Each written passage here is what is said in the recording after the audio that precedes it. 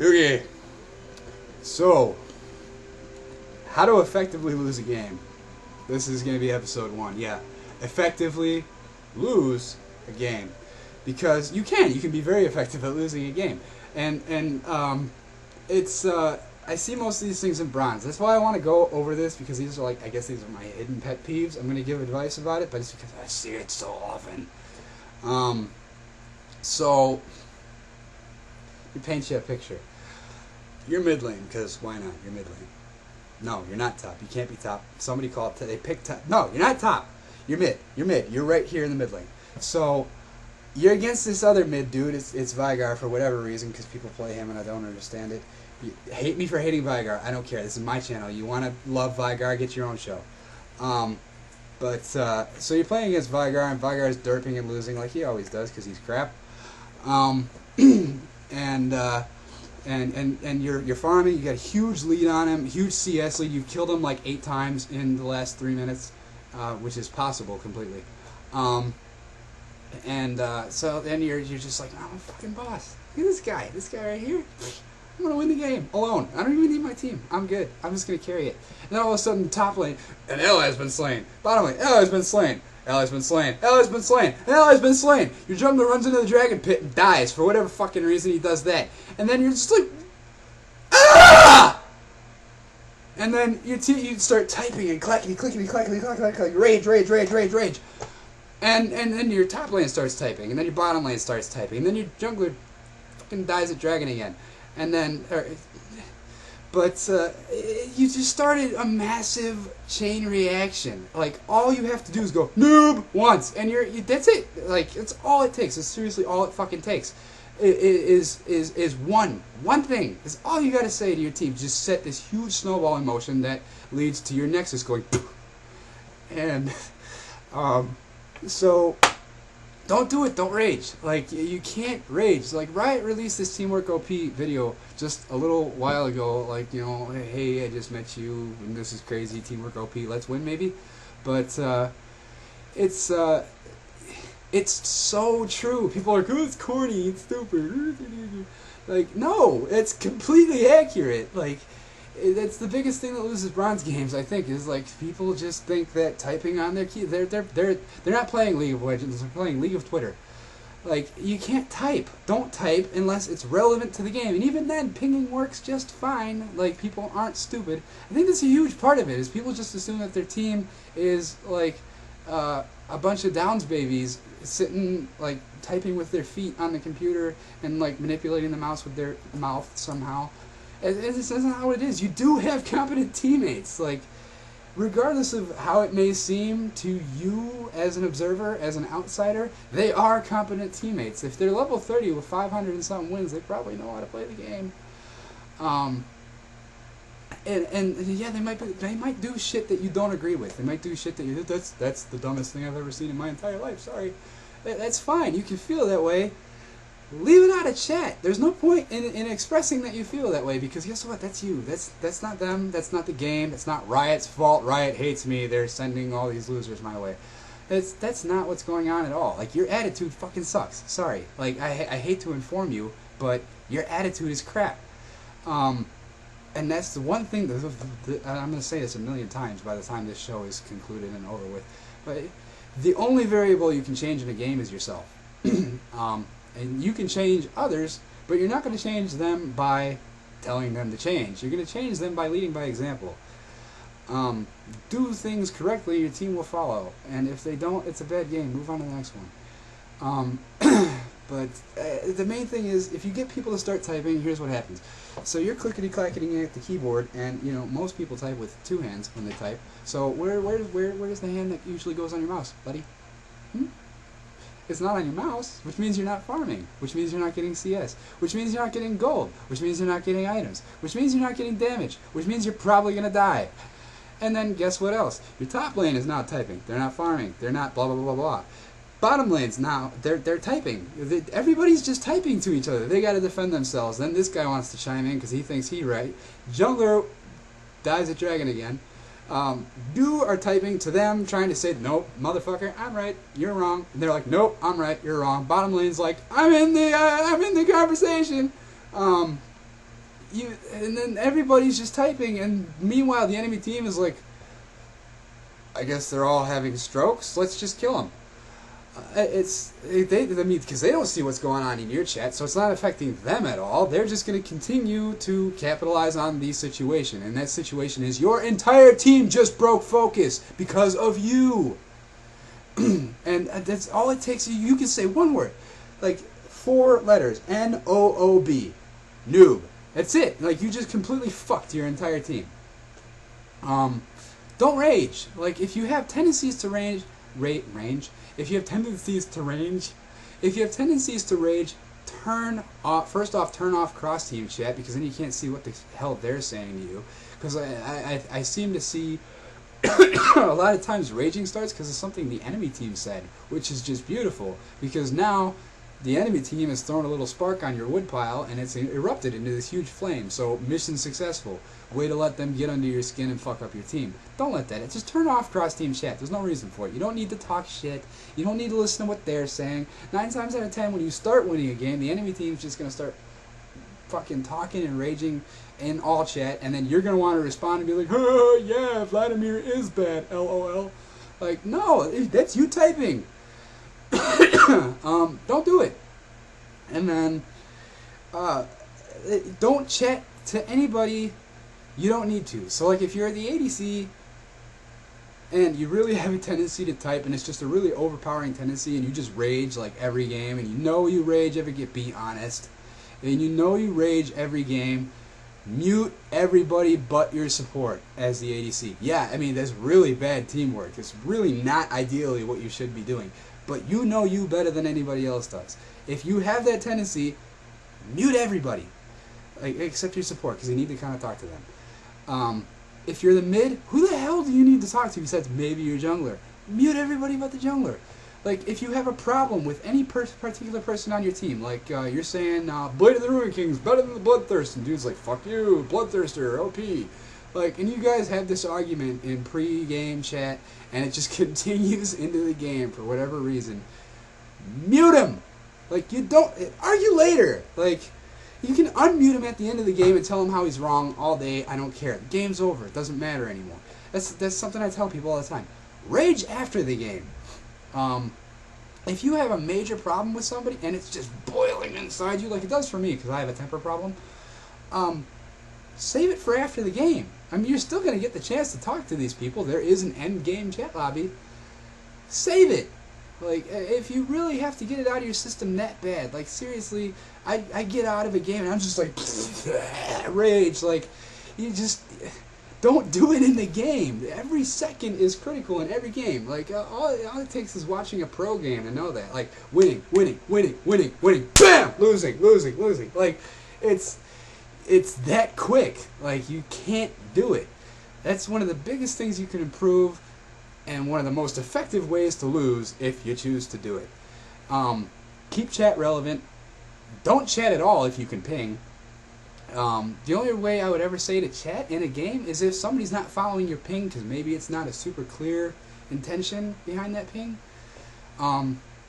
So it's just, I can't stress it enough. That teamwork OP thing, man, I'm really glad Riot released that video. Another surefire way to lose. Moving on, that's the end of point 1. End of super long rant to make a teeny little point that I tend to do a lot. Number 1. Number 2 would be a strategy that I call taking it in the ass. It happens way too much in bronze. Like, way too much. What you'll see is, like, top lane, mid lane, bottom lane, all doing well, all pushed out. Jungler just on his shit, knocking things out of the park. Just total awesome start to a game. Excellent early start. We're talking like 25-9 is the score, and you guys are just rolling. And then all of a sudden, here comes Master Yi, up the side, split pushing. Here comes Caitlyn, up the other side, split pushing. And you go over there, and you go over here. Here comes Nasus, up the middle, kind of split pushing.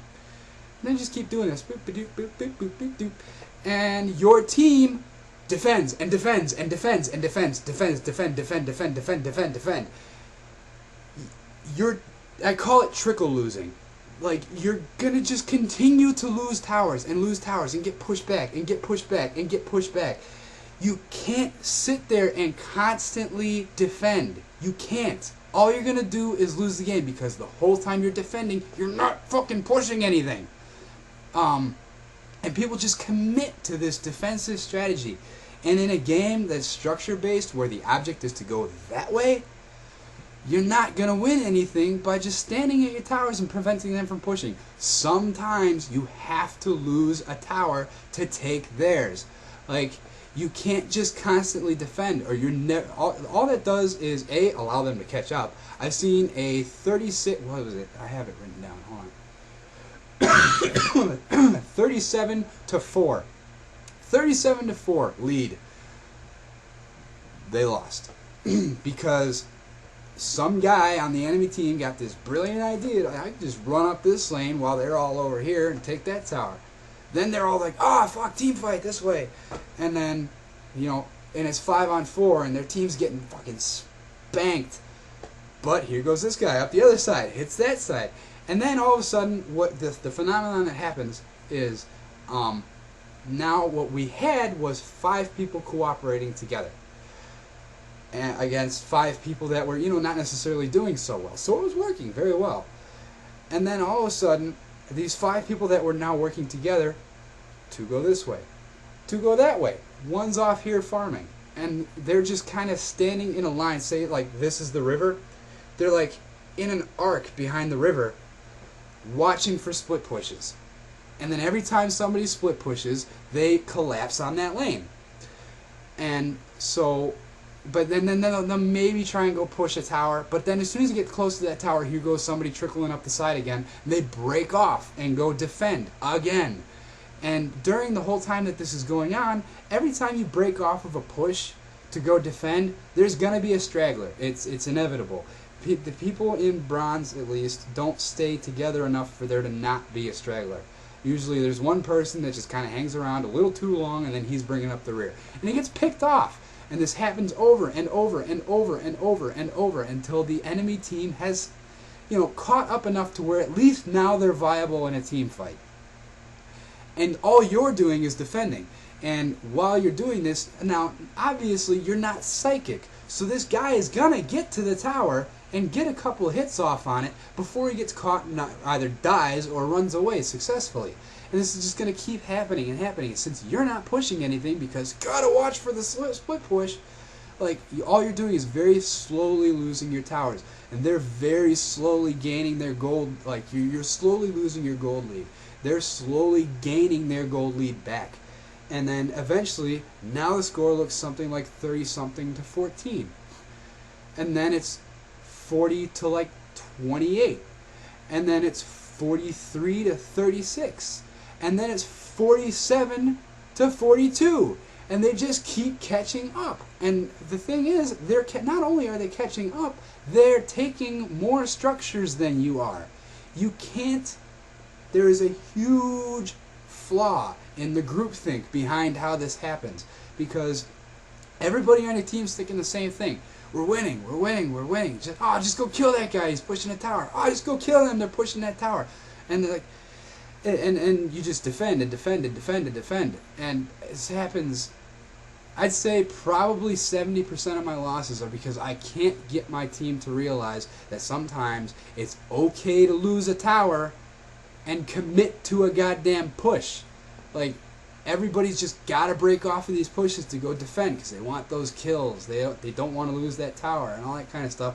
When we've got 5 people mid and they've got 1 guy pushing over here and 3 of our guys break off to go stop that 1 guy pushing over there, now we've only got 2 people left to push that tower.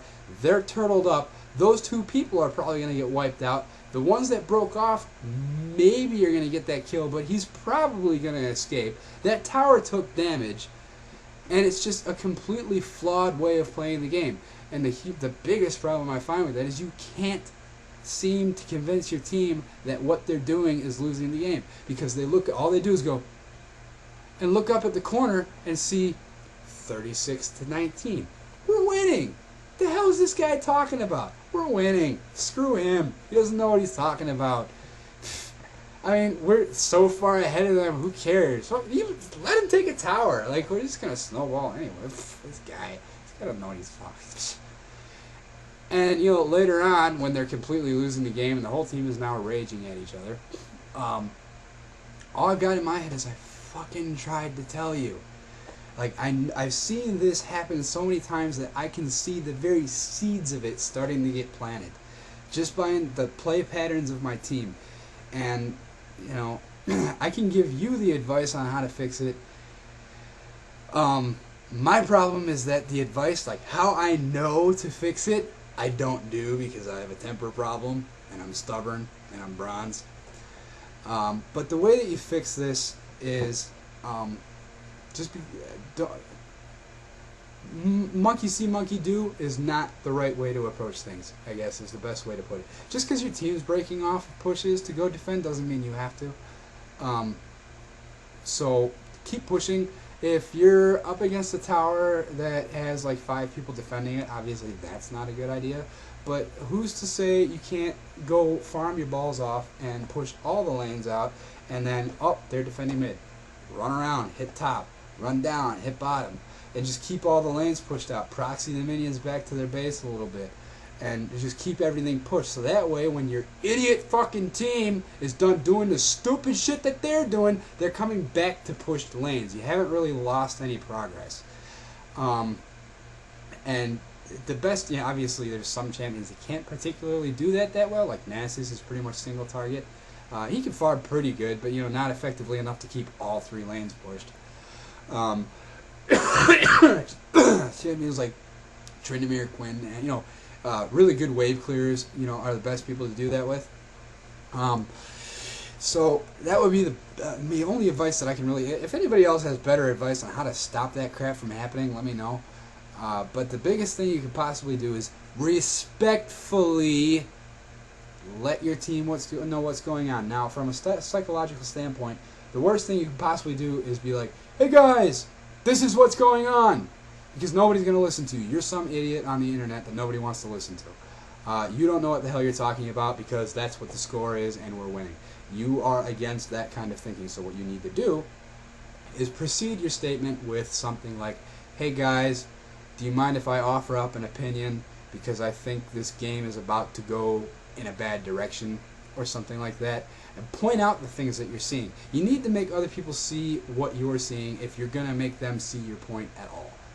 So just be like, "Hey, like I obviously you're going to shorten this up because you can't fucking type an essay in chat, but you got to shorten it up a little bit. The general message should be something like, "Hey, I'm noticing that every time we try and commit to a push, somebody breaks off to defend, and we're slowly losing we're hemorrhaging structures here, and we're also kind of hemorrhaging kills and deaths.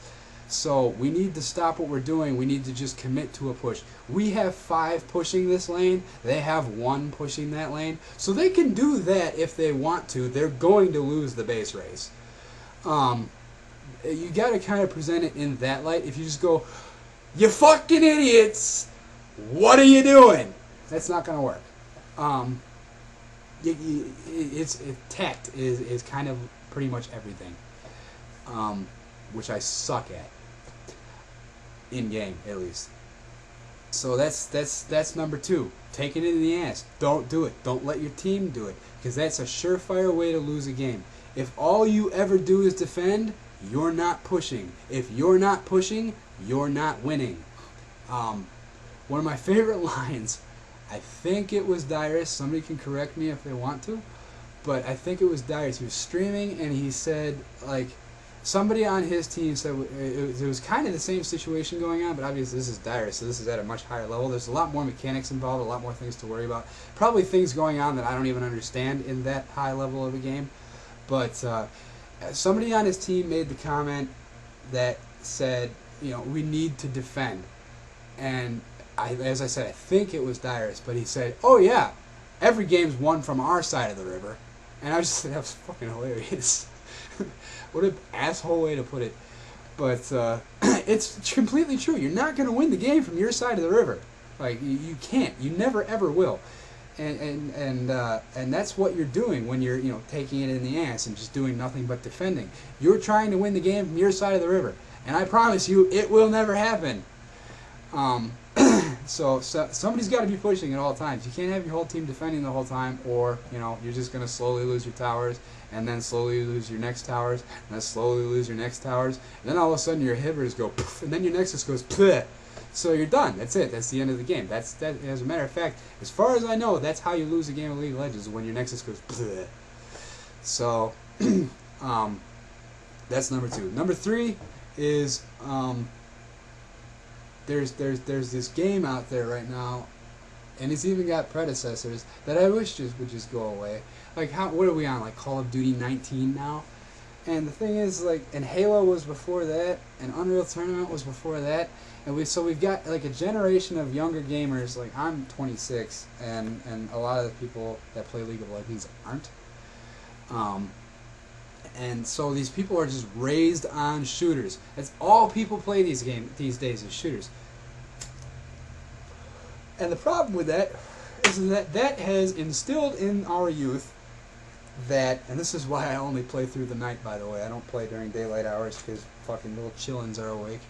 But it's instilled in everybody that you need to kill a bunch of people to win a game. And I covered this in my guide, actually. You're not playing Call of Duty. You're not playing Halo. You're not playing Doom.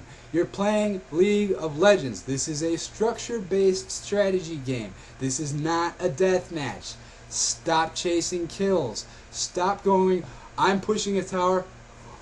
Oh, there's a kill over there. I gotta go get it. Break off the tower, go get the kill. Break off the tower, go get the kill.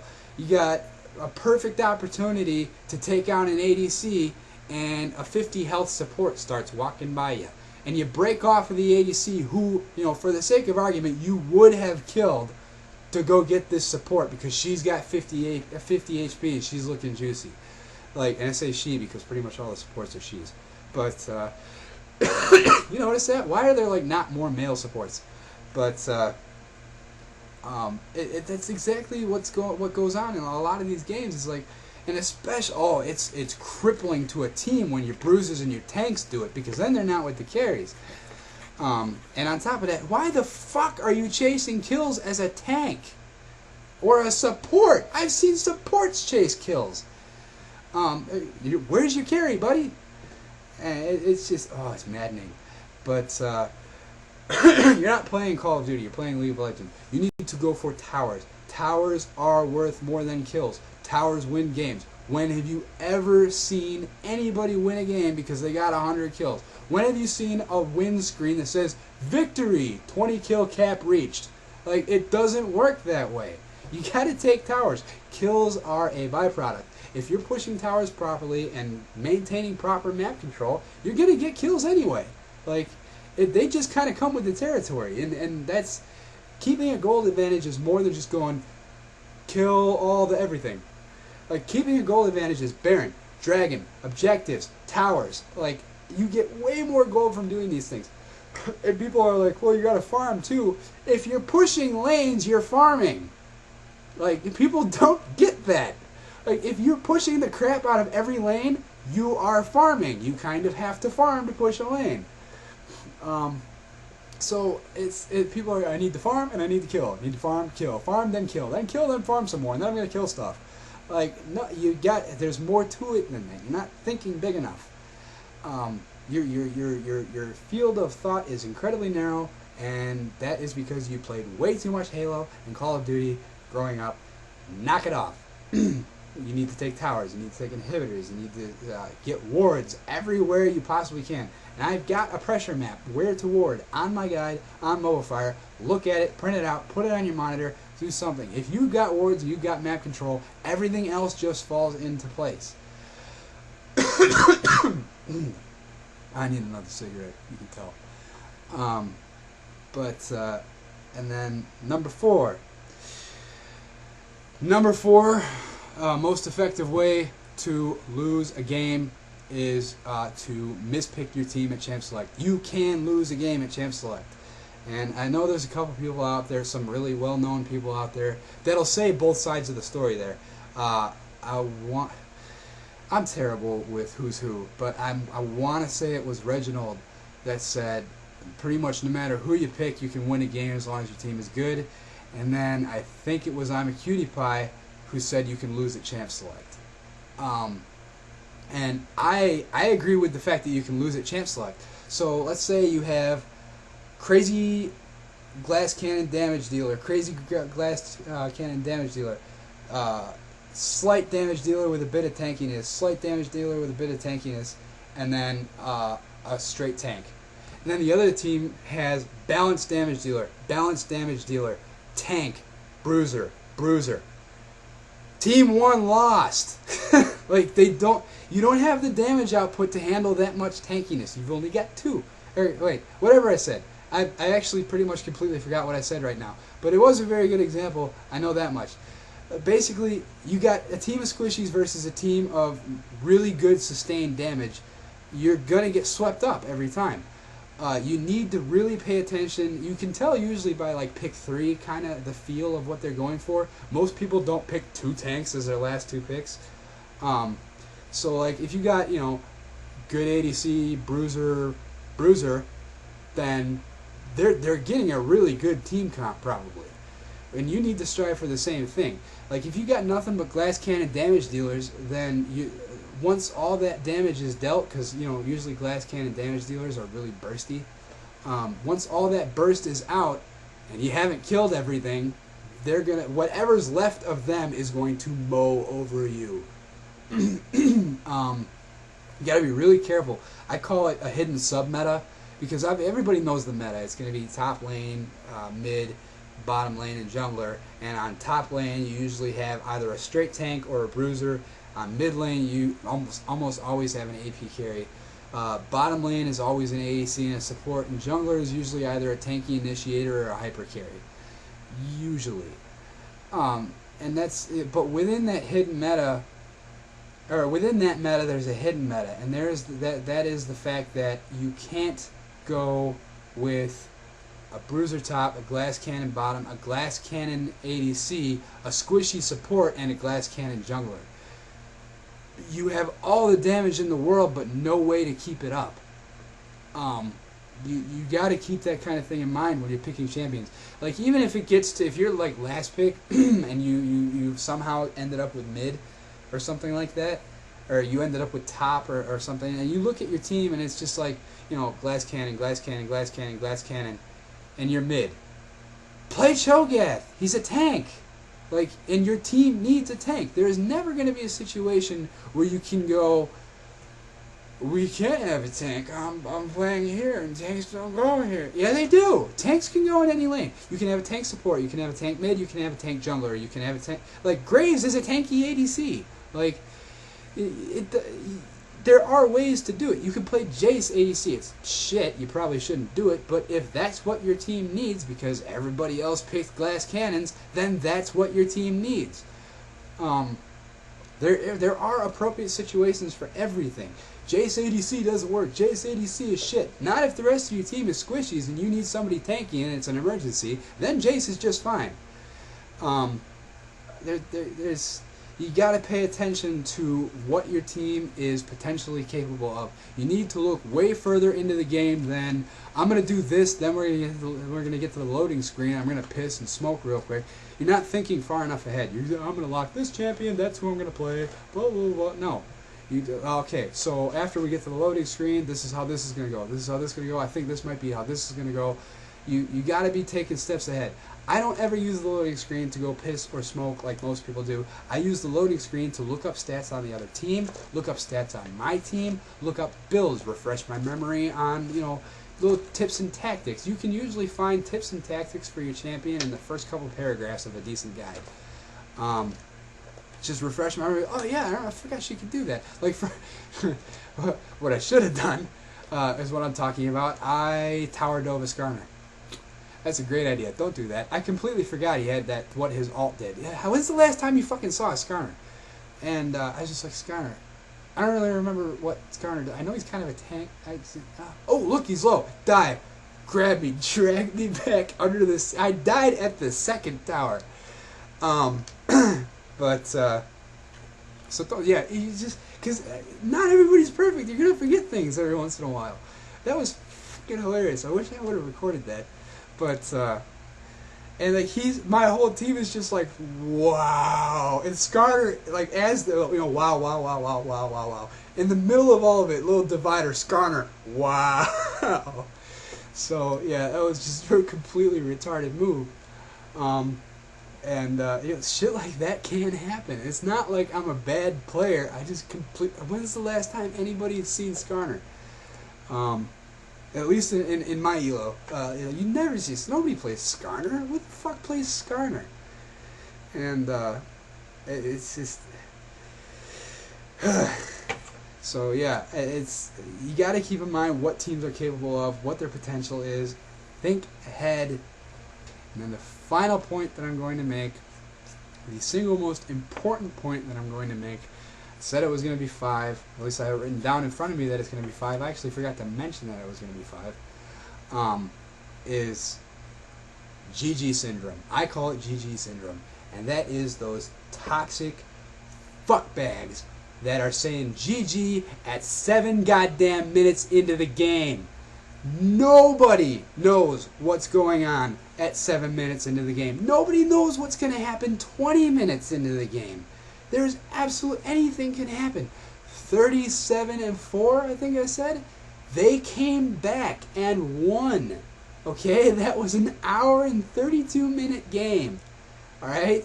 Anything can happen. You have to keep your head in the game. Don't be that guy who goes, GG! At 7 minutes, at 8 minutes, early in the game at all. Fucking somebody feeds 5 kills to a Kali early in the game, and then, 5 seconds later, somebody feeds 8 kills to Fizz, and now you have a fed Fizz and a fed Kali on the same game. I don't care. The game's not over yet. Like, don't be that guy, because as soon as you say that, mentally you've given up. And now your entire team knows that you've given up, so they're not going to try as hard, because, hey, now it's 4v5. What chance do we have? Dismal, dismal, dismal. Like, even if you think, like I said for the raging, even if you think that way, keep it out of chat. You can't do that don't do that to your team, please. Like, don't be the GG guy. That's got to be the single most important thing I can possibly think of. The single most effective way to win a game is a whopping 2 letters long. GG. Don't do it. And that's going to be my first episode. If you want me to cover anything, if you got anything to say, if you want to tell me I'm an asshole or a douchebag or I'm wrong or I suck, or if you want to tell me I'm a god and I'm wonderful and you want to have my children, let me know in the comments. I'm Riftborne. Peace.